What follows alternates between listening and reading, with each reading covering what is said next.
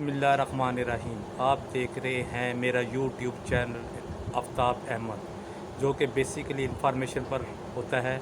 और मैं कल मुल्क में जो दो अहम डेवलपमेंट हुई उसके मतलब आपको बताना पसंद करूँगा।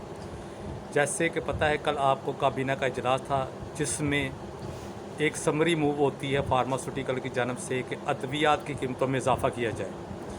तो प्राइम मिनिस्टर ने इसको सख्ती से यकसर मुस्तरद कर दिया कि हम अद्वियात की कीमतों में कोई इजाफ़ा नहीं करेंगे। तो उसी दिन एक अहम डेवलपमेंट हो रही थी कि लंदन में साबका प्राइम मिनिस्टर से एक वफद मिलता है जिसमें ड्रग रेगुलेटरी अथॉरिटी का नुमाइंदा भी शामिल होता है, और जाकर मियाँ साहब से कहता है कि कहते हैं कि अद्वियात की कीमतों में इजाफे के लिए जो हमने समरी मूव की है उस पर गौर किया जाए। तो मियाँ साहब भी वो सख्ती से इसको मुस्तरद कर देते हैं और उनके पुरज़रूर इसरार पर यह कहा जाता है कि आप अपनी जितनी भी रिकमेंडेशन है वो मरियम नवाज़ और इसहाक डार को पेश कर दें। तो लिहाजा के कहते ना, कल इसी सिलसिले में जाती उम्रा में एक वफ़द जाता है और वो जाके कहते ना मुलाकात करता है।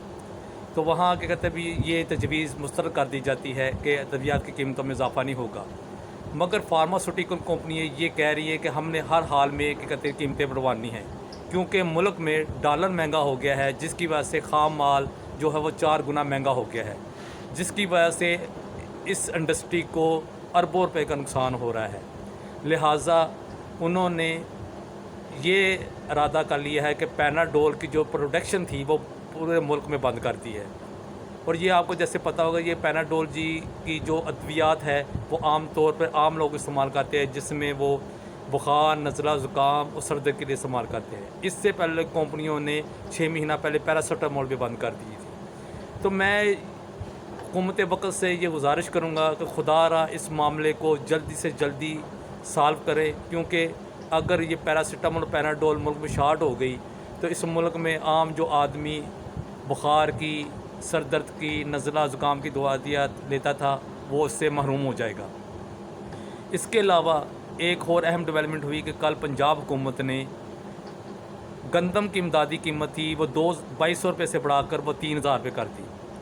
ये एक खुश आइंद फ़ैसला है कि चलो किसान जो हमारा इंतहाई पिसा हुआ तबका है उसको कुछ रिलीफ मिल जाएगा, क्योंकि महंगी अद्वियात, ज़री, बीज, खाद और बिजली के जो नर्ख थे वो इतने ज़्यादा हो गए थे कि किसान इतना बदहाल परेशान था कि वो सोच रहा था कि हमने गंदम की बुआई नहीं करनी। तो लिहाजा ये एक खुशाइंद बात है कि वो कहते ना 3000 रुपये उसकी इमदादी कीमत बढ़ा दी गई है।